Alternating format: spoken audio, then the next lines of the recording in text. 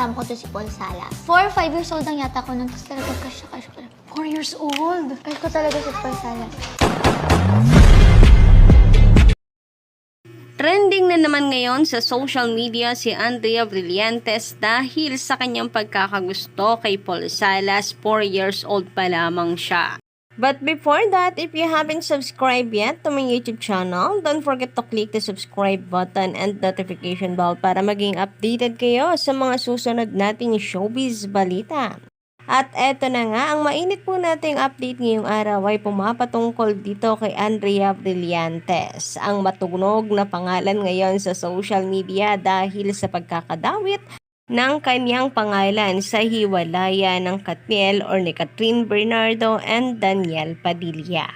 So mainit nga itong pinag-uusapan sa social media and talagang si Andrea ay talaga pinanggigigilan at sinusugod po ng mga bashers dahil siya di umano ang dahilan kung bakit naghiwalay ang Katniel at tuluyan na iniwan ni Catherine si Daniel Padilla. Sana naman daw ay meron siyang respeto kahit hindi na sa Katniel kundi sa kanyang sarili dahil halos lahat na ng issues pumapatungkol sa kanya ay patungkol sa lalaki at patungkol sa dati nitong kumalat na video na until now ay pinag-uusapan sa social media. So bata pa po siya noon and parati pong nauungkat.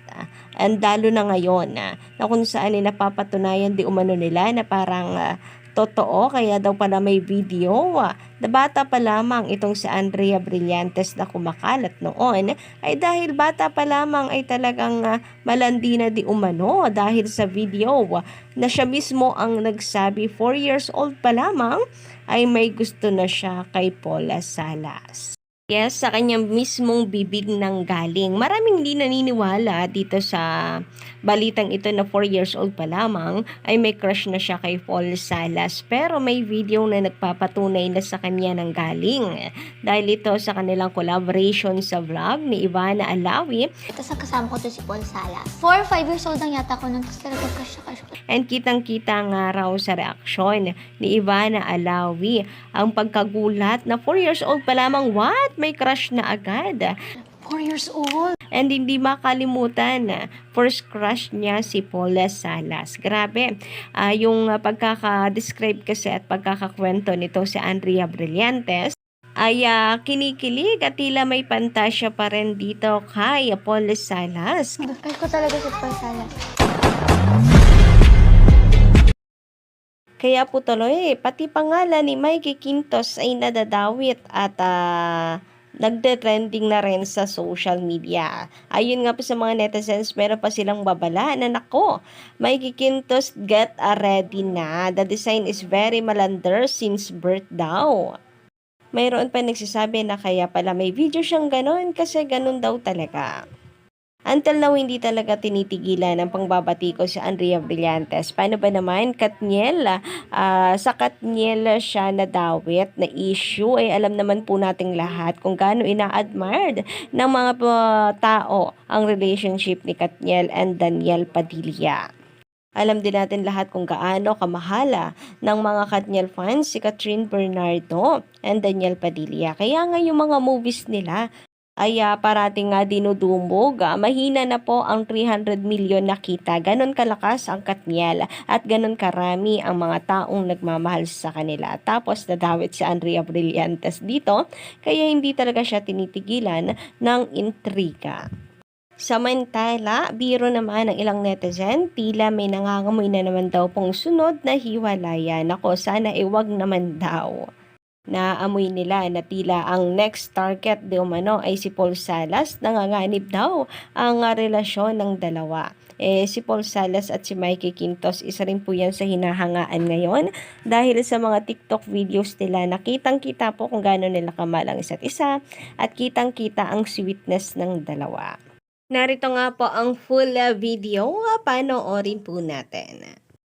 First crush ko, ako po Paul Salas. Oh! Paul Salas kasi nag-audition po ako noon sa Marimar. Hindi ako nakuha. Marian Rivera? Opo, Marimar, hindi ako nakuha. Pero napansin po ako ni Sir Ding Dong, kinuha niya ako sa parang wedding ng kapatid niya or whatever. Tapos nakasama ko to si Paul Salas. 4 or 5 years old lang yata ako nun. Tapos talaga crush ko. 4 years old. Crush ko talaga si Paul Salas. Samantala, sabi naman dito ng ibang netizens na nanahimik si Paul Salas at masaya sa girlfriend niya. Bigla namang may temptation, aring-karingking na ere. Aba nako. Aba naman ay preno-preno din iha. Sabi pa dito, dami mo namang crush. Puro may girlfriend pa. Yun ang masaklap. Sabi pa dito, bata pa lang, malandi na. So, ilan lang po yan sa mga komento kagaya po nito. 4 years old pa lamang. Marunong na mag-crush.